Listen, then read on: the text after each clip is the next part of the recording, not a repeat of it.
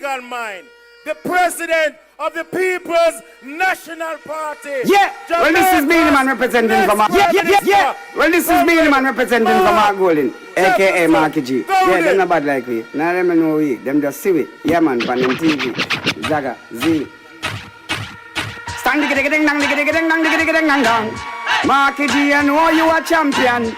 Everybody wave on the right hand. Put up your fist. Hey, Marky G, we don't know, so none of them not like me. See them all hype up. Yeah. Well, this is Beanie Man representing from our Golden, aka Marky G. Yeah, them not bad like me. Now them know we. Them just see it. Yeah, man. Yeah, man. Comrade chairman of the meeting. Comrades on the platform. Special shout out to Dr. Maurice Guy, elder statesman in a St. Mary. Comrade Jensek, big up yourself. All officers, all councillors, all candidates. Comrade Omar Woodbine, a man in whom I am well pleased, because when me see how the comrades of Western St. Mary come out tonight to show them love and support for the eye, me know say we're on the right track. We're heading in the right direction.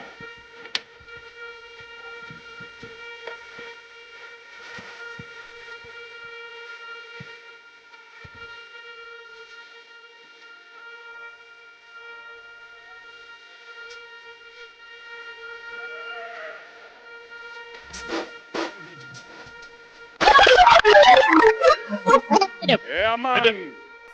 2025, PNP hot this year. What them a gonna do for whole way? Yeah, man. Them get to the wicked this year. Not even water can cool with. Yeah, man.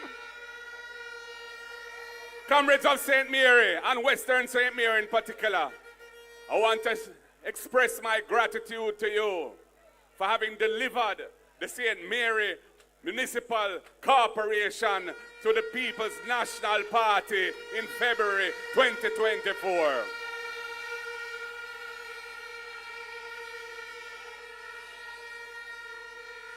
You make my heart full to say that we take it back from them, and the winds of change were blowing in the land, and Jamaica had to stand up and listen and watch, because they could see that the PNP were ready and coming back again, stronger than ever before. And I want to big up your mayor, Councillor Fitzroy Wilson, and the councillors of the St. Mary Municipal Corporation, in whom I am well pleased, raising standards and flying the flag of the PNP high in governance for the people. Big up yourself, Comrade Wilson.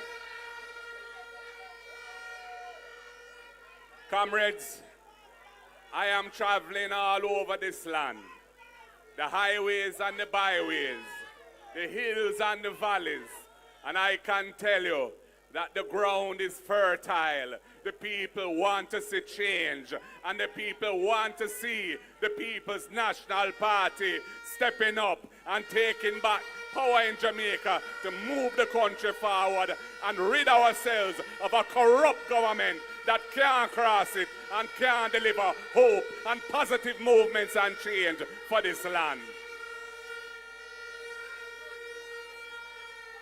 The Prime Minister has been talking about a pivot to growth, he says. They even call it aspire, but them can inspire with their aspire. And it's time that they should expire, because we want better in Jamaica.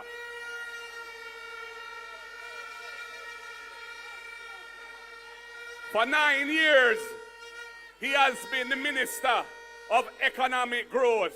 And after 9 years, the man is talking about time to pivot to economic growth. What can go so?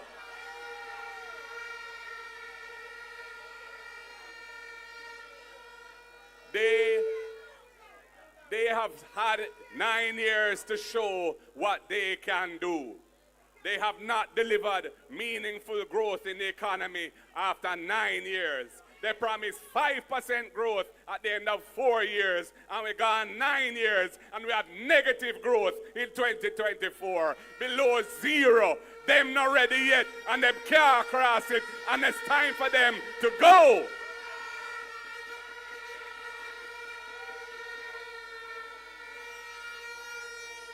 Comrades, I have a plan for Jamaica.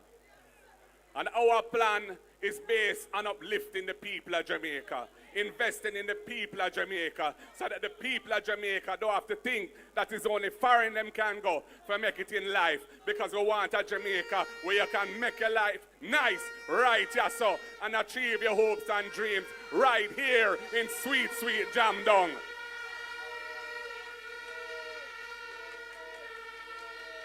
Our policy is to uplift the farmers of this land by making agriculture attractive and providing the necessary support.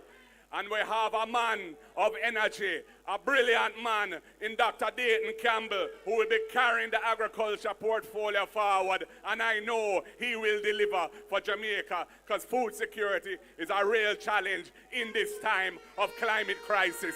And we must do something about it, so our people don't have to rely on foreign even to eat food. Our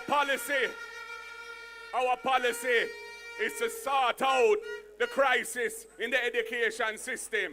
Because if we start the youth them right, they are bright, and the future will be brighter still. And that's why we have Damian Crawford in that ministry, medsing it out night and day to find a solution to solve the crisis in education. We have a crisis in healthcare in this country.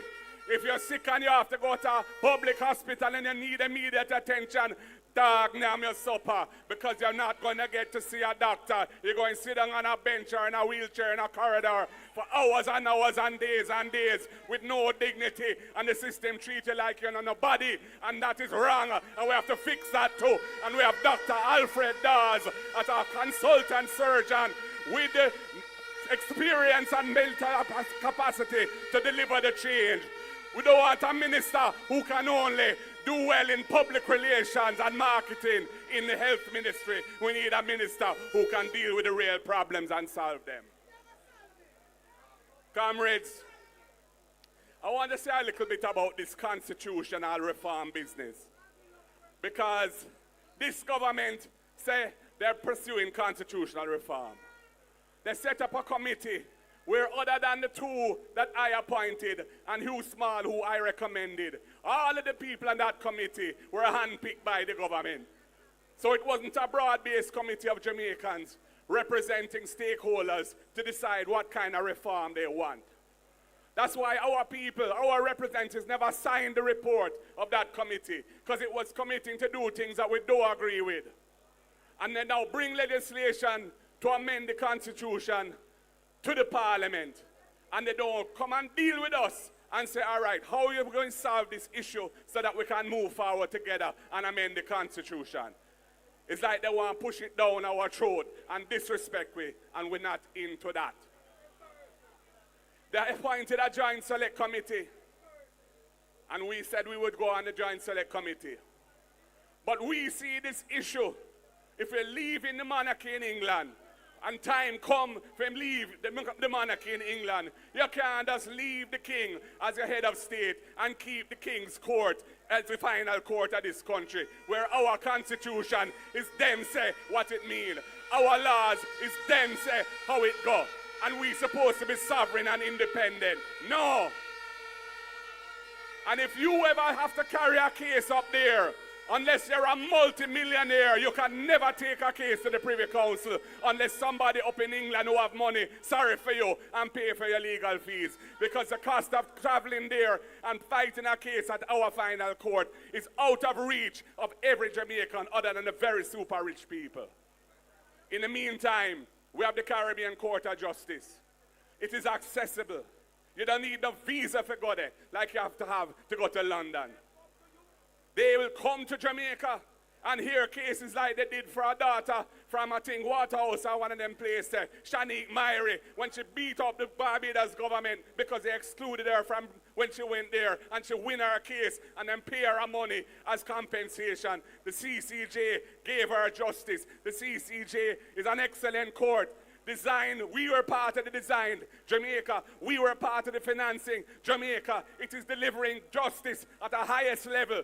And it is time that we accept this jurisdiction as our final court. We want full decolonization now. We want it for you, the ordinary Jamaican people, so you have access to justice. We're tired of the situation since slavery days where you can't go to your final court because it is not accessible to you. We have not boycotted this Joint Select Committee.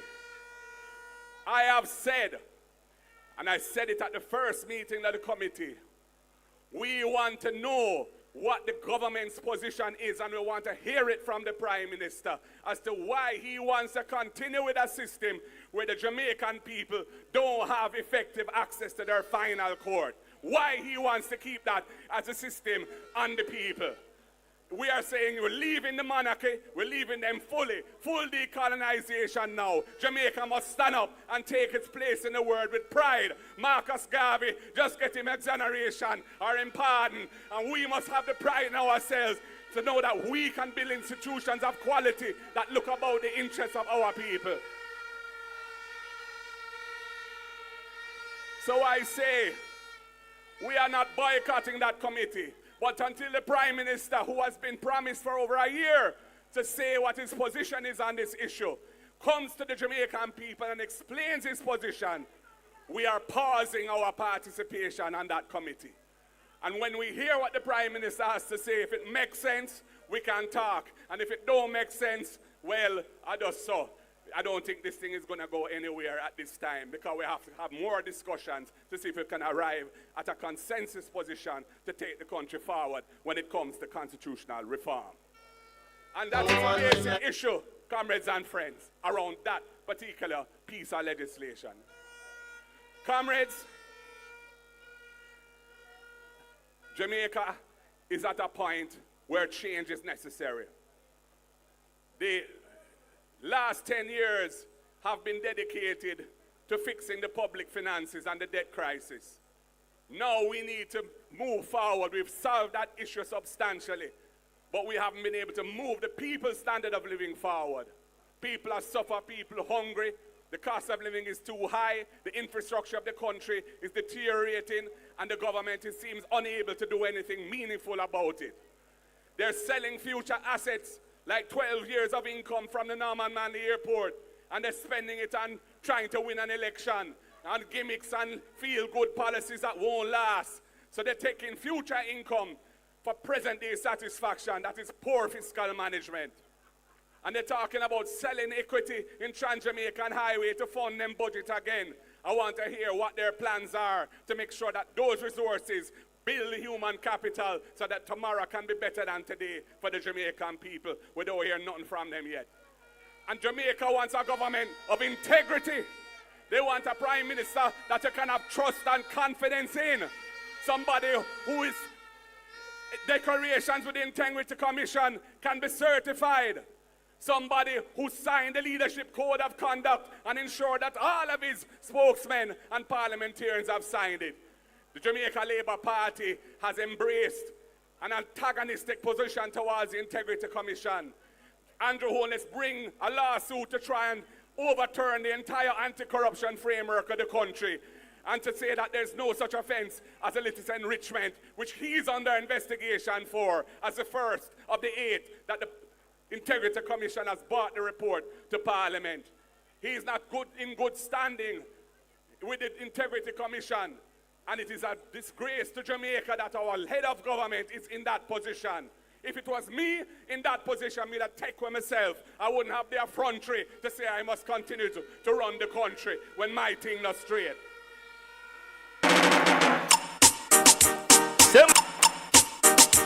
Say my goal in a fear this. Me tell you straight say I fear this. You know she said this I fear this. Hey. So comrades, this is the year of decision. This is the year where Jamaica gets to decide whether we're moving forward with a new government in a new direction that puts people at the center, puts development at the center, invests in the people so that the people can be uplifted, so that the cost of living is better managed, so that industries have a better chance of success and international competitive performance, where the training system is relevant and people can get trained for the type of jobs that are coming in the future, rather than looking backwards at what used to be the case. There's a lot of work to be done, comrades. It will not be easy, but we're up for the task, and we'll be approaching it with clean hands and a clean heart. And if any guy miss, him now go really go far with me, because me not in the hanky-panky business. Ting, PNP, turn up the ting. PNP, turn up the ting. PNP, turn up, turn up, turn up, turn up. If you want it. So comrades, all I can say to you is, let us do the work. Let us put in the effort. The time is good, flowing politically good, flowing in our direction. We must put any little isms and schisms aside, any little personality conflict between us and each other, and make sure that we work together to deliver the victory. And I say to you in Western St. Mary, we did it in 2011, and we're going to do it again. Are you ready to deliver a victory for this constituency? Are you ready to deliver, comrade Omar Woodbine, to Garden House, to walk up Duke Street beside me and take his seat in Parliament as part of the government of the country? Jamaica, time coming up. It is with great pleasure, it is indeed an honor and a privilege that I can formally introduce and give to you your candidate for this great constituency of Western St. Mary in the next general election. I give to you a man on the task at hand. Put your shoulders to the wheel and let us move forward together and let the PNP stand up strong and resume the reins of government so we can take this country forward and build a better future for all our people and the generations to come. Power to the people. Power to the people. Power to the people, I say. One love, comrades. God bless you all. The word is love.